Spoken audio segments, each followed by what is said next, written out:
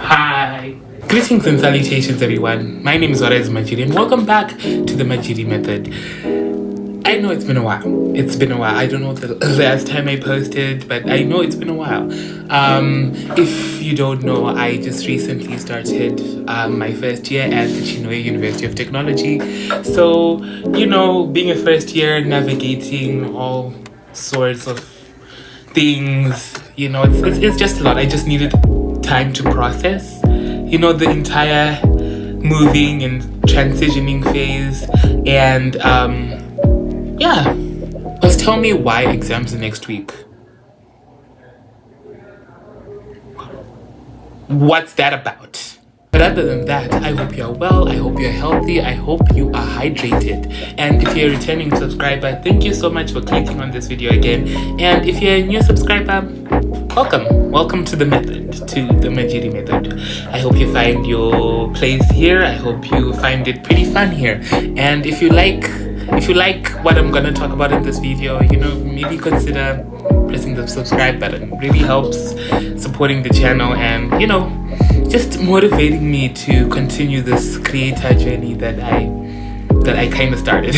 I'm really sorry if the background looks a mess. You know, I'm in my university on-campus residence room. You know, I'm on residence, so I'm gonna try to see if I can buy any backdrops for future videos and, like, you know, just a nicer space that I can get, you know, for filming videos. But for now, I think for the first 2 or so videos, I think everything will just be like this right now. So yeah. And also, if you hear any noises in the background, like people shouting and talking, just know that this is a boys' hostel. So I think that explains everything. Now, let me interest you in a small anecdote, story, thing. Imagine you're a Zimbabwean on TikTok. You know, preferably maybe a teenager, a young person, let's say roughly 12 to 22. You know, you decide to post a video one day. What are you doing in this video? Maybe you're dancing, maybe you're telling a joke, maybe you're just, you know, you just, you know, just feeling yourself, you know, you're just feeling nice, and you decide to share that with the world, right? You post it, you go to sleep. The next morning, you wake up to hundreds of notifications. Not because you went viral for something good. You went viral because someone else downloaded your video, posted it on another page, and now hundreds of people online are debating on whether your face deserves to exist. Do you know the worst part about this hell? You didn't even consent to any of the hate. You didn't even consent to anything that's going on to you. You just posted a video, and now hundreds of people are making fun of you online. Welcome to the world of Zim Chopped. If you're wondering what Zim Chopped is, basically it's this viral trend that's going around Zimbabwean TikTok or Zimbabwean UK TikTok, where an array or a myriad of creators, you know, remotely unrelated, you know, are just put into like this compilation video of sorts, and the title is usually Zim Chopped or Zim Chopped 10. And if you are employed and you don't know what chopped means, it just means ugly. So fortunately or unfortunately, I had the privilege, I guess, to see this trend unravel and begin in real time. So the first time I saw a Zim Chopped video, I think it was of these male creators on TikTok, and my first thought when I saw this, I was like, what the hell? What the actual hell? Because tell me why we're taking these random TikTokers who, as far as we're concerned, we don't know if these creators have any correlation or any sort of relation with the Zim Chopped account. We don't know that. So we're just assuming this Zim Chopped account is just stealing content and posting it on their page for the sake of a public guillotine of sorts. Like, why are you obsessed with these people? Stop. And imagine, these are just normal people, like normal TikTok videos, people just enjoying themselves on the app, and then they're all of a sudden they just posted for the audience to judge their appearance. You see such heinous comments by people who you would assume have some sort of humanity to some extent, and you just see such comments, and it just makes you lose hope in humanity, honestly. And then suddenly, someone who's just living their life online now becomes subject of an online roast. Now, don't get me wrong, this kind of content has been there for a millennia now. If you've been on any part of Zimbabwean TikTok and opened the comment section, I think you know what I mean. Now the problem with that is now we've cultivated a culture where trolling people, being mean and making fun of people's insecurities, and just quite frankly just being a horrible person is something that is a normality now. It's now something that is a norm. People do it to get engagement. People do it to be seen or to be cool, right? And the sudden rise in people insulting others just for posting online is growing astronomically in Zimbabwean TikTok. That alone scales the situation to a whole new level.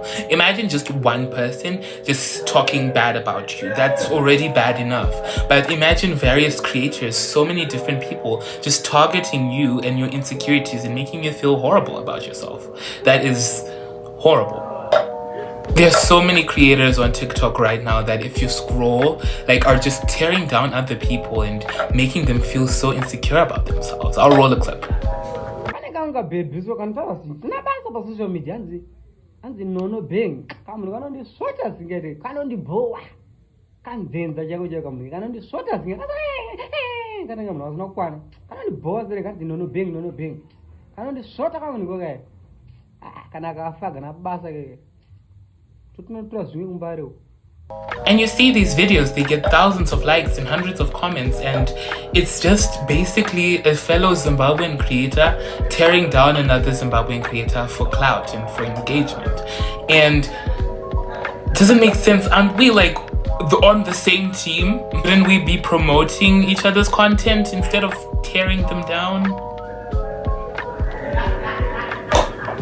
I guess I missed the memo on that one. One of my favorite creators on TikTok, her name is Mwanata. She took onto her platform and she talked about the situation and how it's horrendous and how so many people are being affected.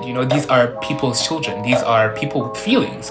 And she also mentioned how weird it is to just have a account just raid children. Bear in mind that these people who are on these accounts could range from the age 12 to 21 or 25 at most, right? The key thing here is that these are teenagers. Most of the targets here are teenagers. So imagine the creator right now could be a very weird 36-year-old man or woman just rating these children. And that is a very weird thought to have, but just rating people in general, that's very ill. But despite the entire situation and how horribly bad it is, there's one specific event that occurred that really piqued my interest and quite frankly was the driving force as to why I posted this video and wanted to talk about this. One prominent account known as the pioneer of this trend, because I think this account was the first to start this trend. I think it was the first to start this trend. I don't know what it's called. I just know that it has a Zimbabwean flag. I'll just put the account here. They were now receiving backlash from so many creators, DMs. I'm assuming people were not happy with the content that was being posted. People were not happy with the lives that were being broken and the reputations that were being tarnished.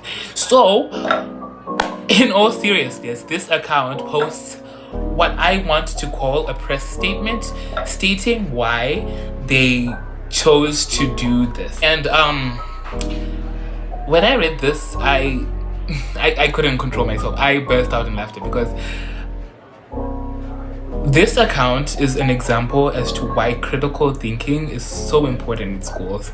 And you can tell that the person behind this account is below the age of 16. It's just, I'll just read it out and give me your thoughts. Now, the message reads as follows. Let me make this clear so people stop misunderstanding. I don't just post people for no reason. I post people who bullied others first, and even entertaining their bullying in the first video. Some of you were laughing, making jokes, and supporting the bullying in part 1. But then you got posted in part 2, Makatanga Kuchiaman. That doesn't make sense. Friend, they're not the only ones not making sense. If you laugh at someone being bullied, you are part of the problem too. Understandable. Usaseke munhu achishungurudzwa then act surprised kana zvadzoka kwauri. This page is not about random hate, it's about accountability. Bear that statement in mind for the rest of this video. I want to prove a point. Bear that statement in mind for the rest of this video. I post based on behavior. And to be clear, I will continue posting content like this. Kana kabulavame or support bullying. Don't be shocked, kana obuda pano. Let's learn respect instead of kuita messy online. No kutijao online of which, yes, I agree completely with this message. But it's the source now. Like the user's actions and what they're perpetuating in this press statement are not going hand in hand. Now, personally, I like to think of myself as an analytical person and really understand the nuances behind why this account posts. And really, I'm finding 3 problems in total with the account itself and the press statement. The first thing is very simple: evidence. We are not provided with evidence that any of these people on these videos bullied other people or engaged with the videos in part 1 in the slightest. If they can, if Zim Flag is watching this video, please provide the evidence as to where these people exhibited being a bully so that we can understand the context of the hate, you know. So there's the moral conflict with this approach. They are claiming that ensuring that they don't bully again or punishing them with bullying is gonna make a difference. It's like fighting fire with fire. You know, this is mob justice, you know, and the internet has a way of turning mobs into something far more extreme than anyone intended. I don't think the account ever intended to get so many people riled up, or maybe do not even intend for the popularity that it has right now. But the thing with mob psychology is that one person makes a joke, then another person makes a joke, and before you know it, an entire organization of people are against one person or a small group of people. So their point on how they're spreading kindness and accountability kind of falls flat if you think about it from that perspective. And the third thing and I think this is the biggest problem I have with this press statement, is the fact that it just contradicts everything that they do, right? They're spreading, you know, the page itself claims to, you know, spread kindness and accountability, but when people comment things like I still remember scrolling through the comments and seeing a comment like this, and then the creator is agreeing, you know, and is agreeing with what these hate comments. And this is where the argument just collapses entirely, because if kindness is the goal, encouraging insults about someone's appearance just defeats the purpose of the account. You know, you cannot just build a culture of kindness while actively participating in the cruelty. You know, those things, you know, cancel each other out. That's why I said that it's very clear that this person behind this account is someone who maybe is below the age of 16 and, you know, maybe does not have adequate critical thinking skills yet, because, you know, anyone below the age of 21 does not have critical thinking skills that are, you know, at par. So yeah, it's very clear that the person behind this account is a child. Now, I think there's another layer that we need to address when having this conversation, and I think this is a very interesting point of conversation. Why do these videos gain so much traction, and why are they so popular? You know, why isn't my video of Pomni and, you know, the trailer for The Amazing Digital Circus making numbers and rounds? You know, 230 views, guys. Are we kidding? Are we serious? Now, beside, the obvious conflict of interest, the answer has to do with how human psychology works online. The internet gives some people, or by some people, everyone, something very dangerous: distance. When you're looking at someone through a screen, they feel like they're not a real person. They feel like a character. They feel like a caricature, a meme, a joke, something that doesn't feel close to you. And once a person becomes a joke, people feel comfortable saying things they would never say in real life. Another factor contributing to all of this is mob mentality. When people see hundreds of others insulting someone, it begins to seem like something that is normal. It feels acceptable, even funny, and before you know it, people who would normally be kind in real life, like the sweetest cinnamon rolls you know in life, are participating in something they would never even think to do face to face. Now, let me say something that I genuinely believe. Humans are fundamentally kind.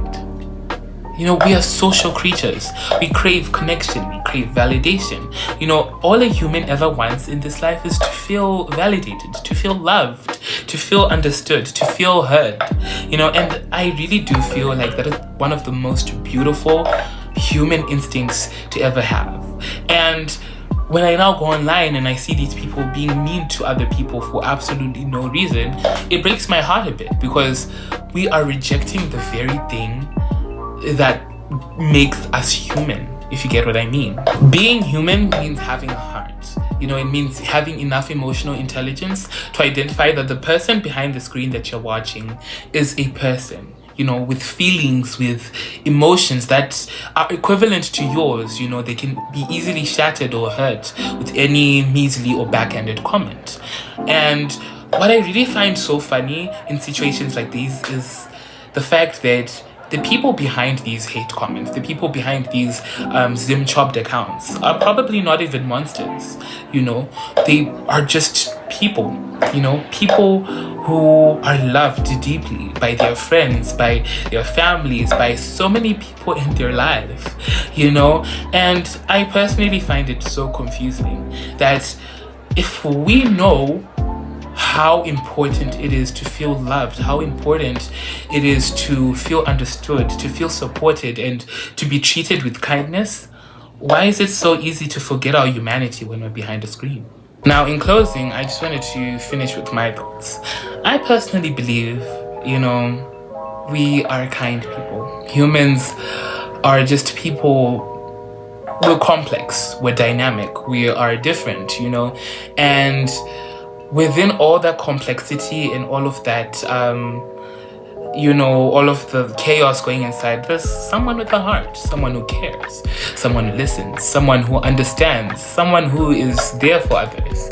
And I really do feel that the same way we treat our loved ones, the same way we treat everyone we know with respect and the servitude that they deserve, is the same thing we should apply when we're online.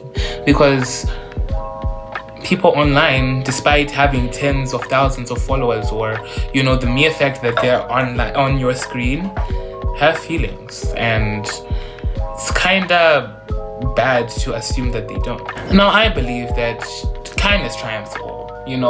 Being kind is not expensive. Literally, it's free. Be kind. It's free. You're not charged for anything. And don't get me wrong. You must reach this video and you're like, oh, I'm not supposed to have a type or express that opinion. I understand. People have types. Maybe the people on the Zim Chopped video are not your type, and that's fine. To each their own. But making it a publicly known fact and trying to tear them down because of a feature you don't like about their face, or a feature that they have, and you now want to make it a punitive feature and you want to tear them down for it, I'm afraid you're now the problem. I'm afraid you are now the red flag. You are not. They, in that situation, they are at best better off without an individual like yourself, if that's the case. Hi, sorry for the sudden camera change. My camera died, so I had to film on my Samsung. So yeah, I just wanted to close the video saying that in a society that glorifies cruelty by giving it engagement and likes, be the change. Kindness isn't expensive, and just being a decent person online, what do you have to lose? The cost of being nice, the cost of being kind is $0. You won't have to pay anything. And yeah, that was today's episode of the Majiri Method. If you liked today's analysis, if you liked today's video, please consider liking the video, sharing it, or commenting. It really helps the channel. I just want to say that I'm so thankful for the 20 subscribers. You 20 people, you 20 beautiful people.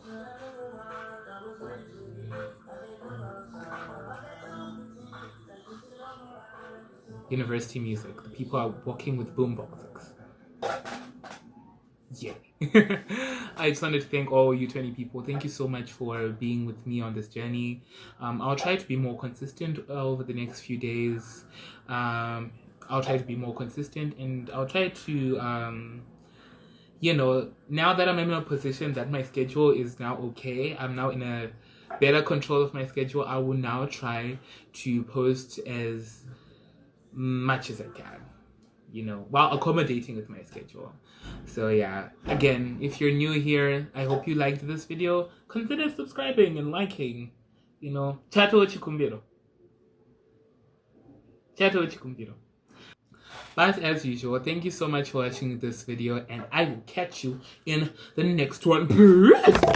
Oh, my phone. Now, personally, as I like to think of myself as an analytical.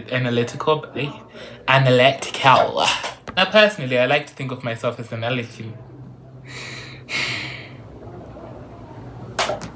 Now, personally, I like to think of myself as an analytical. It's now something that is cool. It's a normality. It's normality. People who think that they're the funniest, most loving, amazing people, people